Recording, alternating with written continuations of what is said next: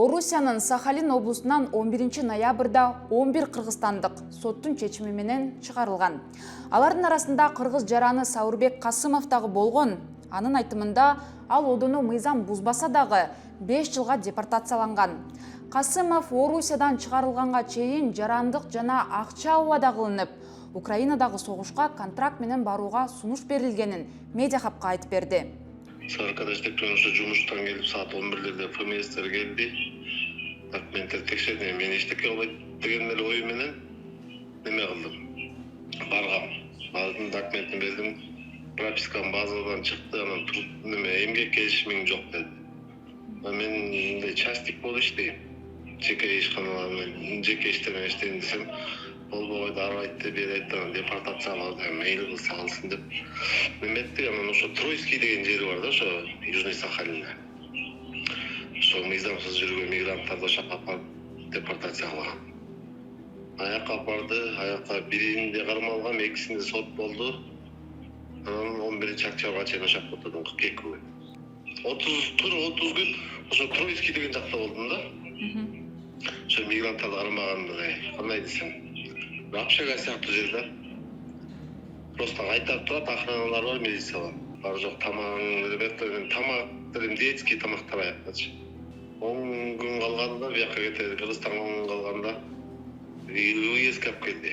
Подвалга. Подвалда 10 күн жатып, аякта эч кандай условиясы жок. Ичинде муздак, сыйрас.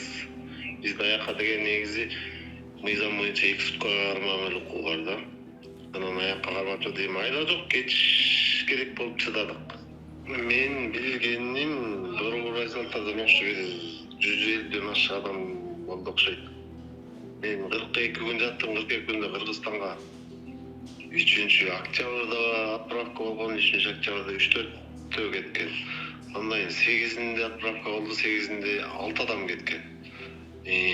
Андан кийин 13-октябрда Өзбекстанга отправка болду, аякка деген 5-6 адам болгон анда дагычы. 20-сында дагы Өзбекстанга отправка болду октябрда. 5 адам болду анда. 27-си Өзбекстанга 11 адам болду. Жок, 8 адам болду окшойт да. Анан Кыргызстанга 28-inde 2 адам болду. Анан 30-unda 7 адам болду Кыргызстанга. Анан немеге 11-inde Кыргызстанга кайра 11 адам болду. Касымов федералдык миграциялык кызматтын убактылуу кармоочу жайында мигранттарга Орусиянын куралдуу күчтөрү менен контракт түзүүгө азгырышканын айтат. Жеке чакыруу болгону мен эс алып уктап жаткам да. Уктатсам жатсам ошо фамилиямды айтып чакырды, ар бир комнаттан чакырып атты да. Анан чыксак эле ушинтип согушка барасыңар деди биринчи күнү. Биринчи күнү мен жок, барбайм десем, деп биле кетирген унчукпай элечи.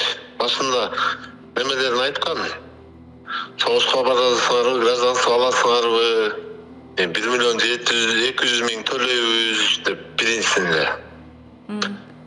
Анан бала акчага балдарың кезексиз кирет, үй бүлөңө Россиянын жарандыгын беребиз деп айтышкан да.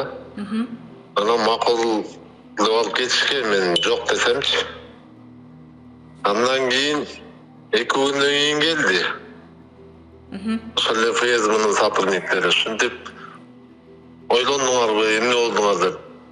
Мен ойлонгон 2 күн алдын эле жоопту бердим эле го, барбайм десем эле уже коркутуп баштады. Россияга келдиң, иштедиң, акчасы жакшы, согушка деле барбайсыңбы деген немеде смыслда. Жок десек анан 100 жылга депорт кылабыз деп коркутуп, биз Россияга келгенден баштап ошо кармалганга чейин эмне менен алек болдук, каякка акча котордук, ошонун баарын изилдеп чыгышты да. Касымов федералдык коопсуздук кызматы ар бир мигранттын дагы акча которууларын текшергенин билдирди. Муну менен алар согушка жиберүү үчүн шылтоо издегенин айтат. Акча которгондон немеге деп атат да, Украинага, Сирияга акча которгондорду, ошол жакка акча которгондор террористтер менен байланышы барбы деген максатта коркутуп, ушинтип текшеришип. Эң башкысы ФСБ кызматкерлеринин Сенин макулдугуңду алыш керек болуп атат. Гражданствоңарды бергиле, мен согушка барам деген максат болуп атат. Биринчи максат ушул эле да. Касымов Орусияда 15 жылдан бери ширеткич болуп иштеп келген. Ушул жылдын башында таанышы Сахалинден иш таап чакырган. Ал Сахалинде борбор азиялыктар көбүнчө айдоочу, экскаватор башкаруучу, такси кызматтарында, көмүр чыккан заводдордо иштегенин айтат. Орусиянын ички иштер министрлигинин Сахалин облусу боюнча начальниги Арсений Сагулов ноябрдын башында 300 рейд жүргүзүлүп, былтыркыга салыштырмалуу 2 эсеге көп мигрант аймактан чыгарылганын билдирди. Количество иностранных граждан, которые находятся на Сахалине, уменьшилось фактически на 3000 человек. Я говорю еще раз, мы выдворяем фактически в 2 раза больше, чем, даже больше, чем в 2 раза, чем в прошлом году. Приемник для иностранных граждан, куда они помещаются, прежде чем их выдворить или депортировать, у нас сейчас переполнен. То есть это направление мы держим и работаем. Мало того, сейчас работает фильтр уже линейный отдел полиции на выезд. То есть граждане иностранные, которые, значит, вовремя здесь себя не проявили, имеется в виду, не встали на учет, их уже и на выезде начинают задерживать и выдворять в приемники. То есть работа здесь идет.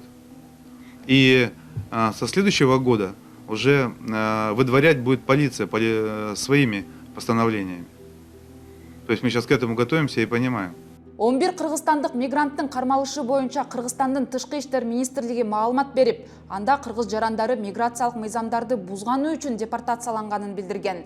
Бирок алардын жертөлөдө кармалып, коркутууларга кабылып, согушка контракт сунушталганы тууралуу эч кандай маалымат берген эмес. Орусиянын аймагында иштеп жаткан кыргыз мигранттарына укуктук жардам берип келген Инсан Лейлек фондунун өкүлүнө байланышып, азыр мигранттар көбүнчө кайсы маселелер боюнча кайрылып жатканын сурайбыз. Көбүнчө бизге мигранттар 3 маселе менен кайрылат, көбүнчө. Бирок жалгыз гана 3 маселе деп токтоп калбаш керек да. Биринчиси бул невыплата заработной платы. Жумуш бергендер айлык төлөбөй качып кетип калгандар. Экинчиси жашаган жерине регистрация кылбагандарга.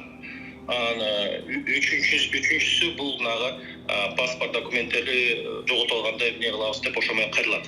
Алдан тышкары акыркы маалда Россия Федерациясынан жарандык алгандар, жаран алгандар эми жаңы мыйзам боюнча эмне кылабыз, түшүндүрмө берип коесуздарбы деп ошондой суроолор менен кайрылат да көбүнчө.